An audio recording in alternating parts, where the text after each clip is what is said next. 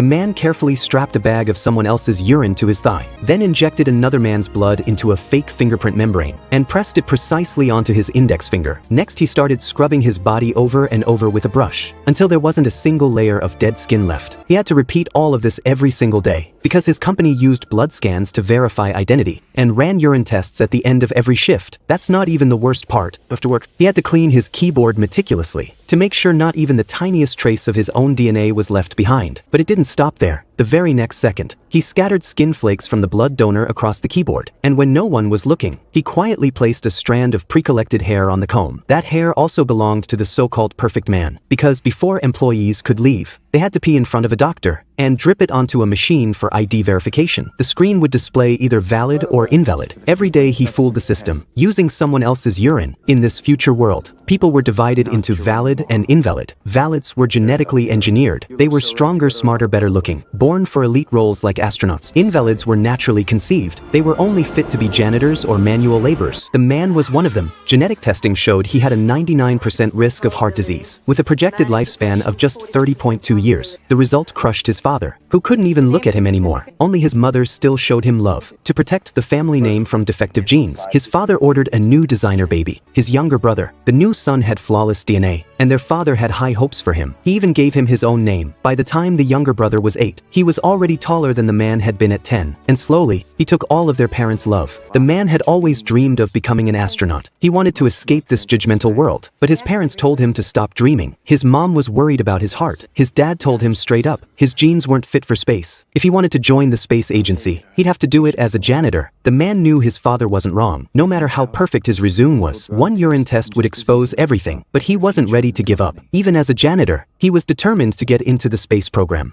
He tore his face out of the family photo and left home, while his brothers stared in disbelief. Soon after, he got his wish, landing a janitor job at the space center. Watching rockets rise into the sky, he silently swore one day he'd be on one of them. But reality mocked his dream. No matter how hard he studied or trained, one genetic test could shut every door, until one day, an opportunity appeared. He met Jérôme, the perfect man, a former swimming champion. Paralyzed after an accident, the man started living as Jérôme. First he switched his contact lenses to match Jérôme's eye color. Then he got his teeth completely redone. His final goal, to become flawless in every way. But the biggest problem was height. Jérôme was 6'1". He was only 5'7". There was only one way, leg lengthening surgery, and he said yes. Months later, the transformation was complete. He was nearly identical to Jérôme. The big interview day arrived. He prepped multiple DNA samples, but one after another they failed. Turns out, Jérôme had been drinking. With time running out, only the Wednesday sample was left. Thankfully, luck was finally on his side. He passed the test. With Jérôme's ID